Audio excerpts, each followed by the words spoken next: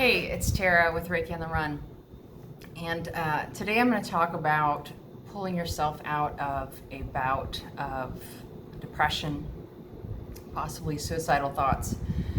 I'm going to tell you a little bit about my recent experience, and then I'll talk about what I did to get out of it. I've been struggling with making this video because the internet is forever. And, lots of reasons. My ego, I don't always want people to know how bad I've suffered sometimes, although it hasn't been this bad in a long time.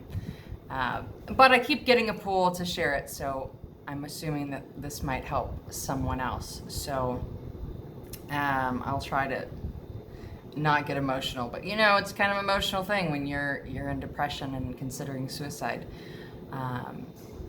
So I've been doing this series on change, and I've been thrown into change, and during this time I had a huge bout with depression and suicidal thoughts. Now I'm no stranger to suicidal thoughts, not in the sense of I'm thinking about how I'm going to do it and when I'm going to do it, and not like that, more of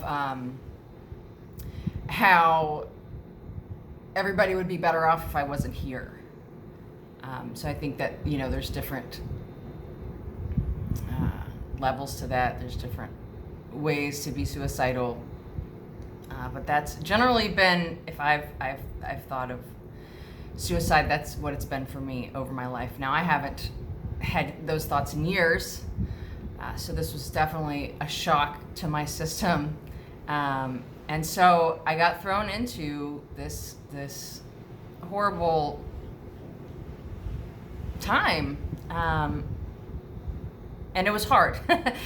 It was hard. I haven't been through it in a long time, and I feel like I don't know if it was worse than it used to be, or if I'm just so used to not being in that state that it was such a contrast that it really was tough. It didn't last a long time. The hardest part was for about a day, but it was there. And so I'm going to share with you what I did to get out of it. I am fine now, way better. So please don't be concerned. I feel like this might help someone else going through it. And the first thing I had to do was to not give myself a hard time. It was really hard in the middle of it, thinking, who are you? You're a fraud. You teach these things. You sell books. You have all the tools to have a happy life. And here you are in this major depression, and it has a hold of you, and you can't get out of it. And, I just really started for a little while to give myself a hard time. And that is not going to help you at all. That's going to, feeling shame and guilt, that's the worst that you can feel of anything. Fear, shame, and guilt are the worst vibration you can be at. It's the lowest of the low. So adding that on to how you're feeling and what's going on is not going to help anything. And so I had to stop thinking that, that everybody goes through it. Everybody is susceptible to having a downtime and thinking these things. And so don't compound it with those kind of thoughts of feeling guilty and feeling shameful that you are going through it, that maybe you're supposed to be the strong one in the family. Maybe, for whatever reason that you think that you should not be going through it, don't add that. Don't give yourself a hard time. And the next thing, I had to allow myself to feel it. So I spent a full 24 hours pretty much laying in bed. I got up a few times. I couldn't talk. I was crying all the time, the whole day. Just everything I thought of just made me cry. And I really had to just let it all out. I talk about that all the time, about letting feelings up and out. Not shoving them in. And that was a long time. Usually when I have emotions come out, it's pretty quick. It's like up and out, and I'm fine in a couple minutes. And this was an entire 24-hour period. which, back in the day, years ago, before I did have all these tools, it would have been, easy a week laying around feeling horrible. So I was actually glad that part got over in a day. So letting it out, but without marinating in it, without staying in it. You know when it's done, and when you're just regurgitating it, when everything's out and you're just kind of laying around in it and stirring it up more than it should be. So letting it all out without marinating in it. Very important. Stuffing it's going to do nothing except bring it back up later. So the next thing was, don't set time limits. I had this weird thing where I thought I had an appointment with someone a week later, and I thought on that first day, I'm not going to come out of this. I'm not going to be able to do anything for at least 2 weeks. I'm going to be miserable. And you can't tell yourself things like that.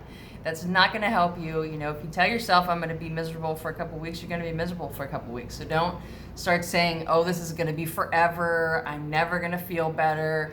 This is going to take a month, or, don't set any time limits. Just allow yourself to go through the feelings without, it can be hard. You can feel like you're just going to be in it forever and you're never going to pull out of it.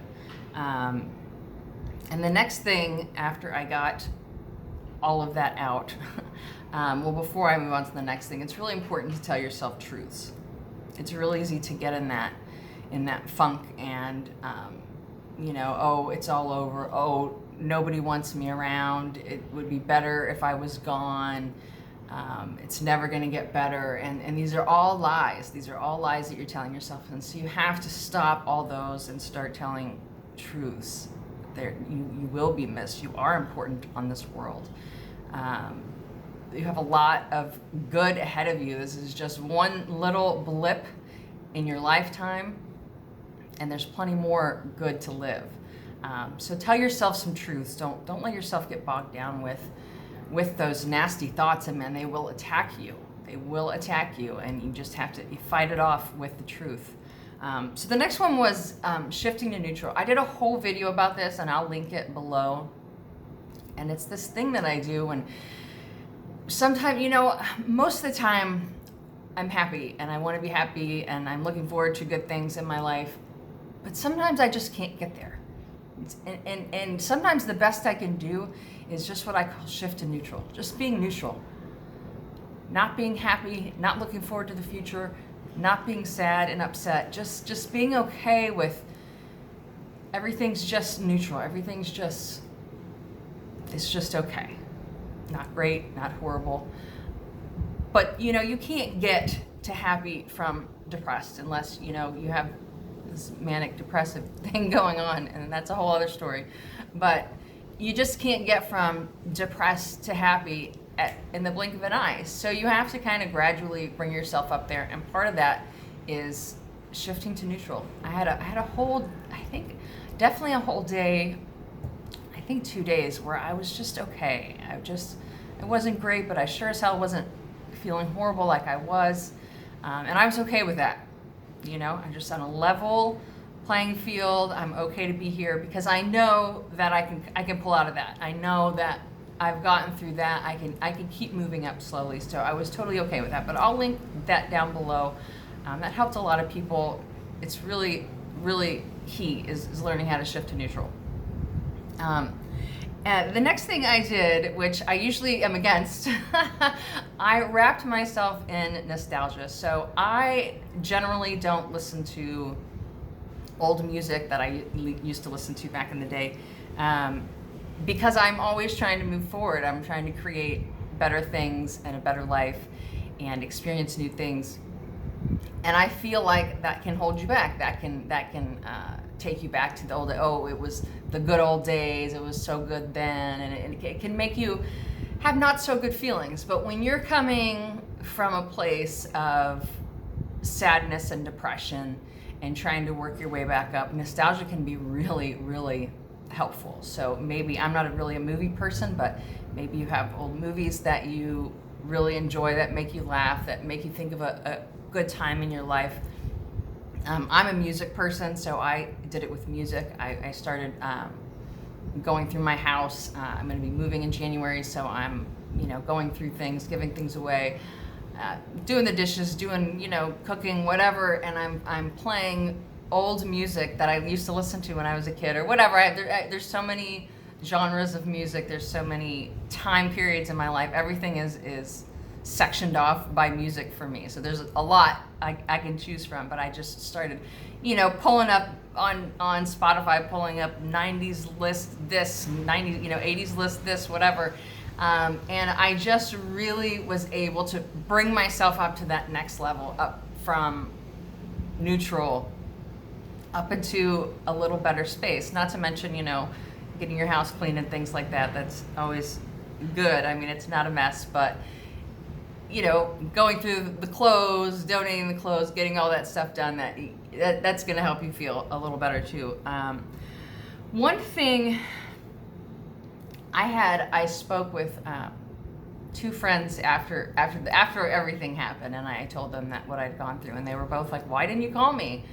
And I've never been good at reaching out. I go through things by myself. Maybe if I don't really have a strong support system at this point in my life.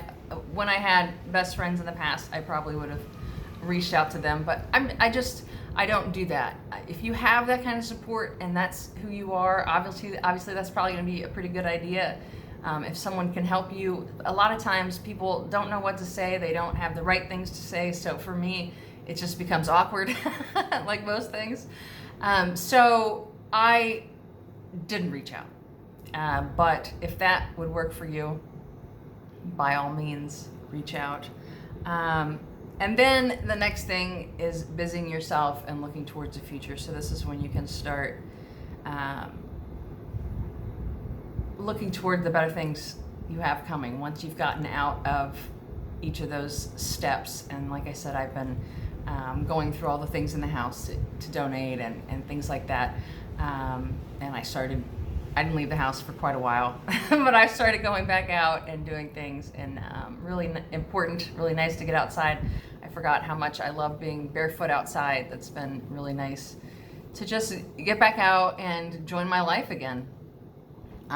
So looking toward the future of the good things that are to come, because there are plenty.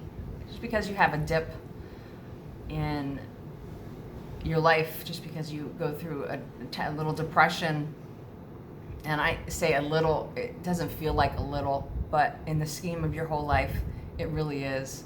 And having suicidal feelings is never anything to take lightly, obviously, but it's also a blip in your whole life, and there's so much more fun to have. There's so many more things to look forward to.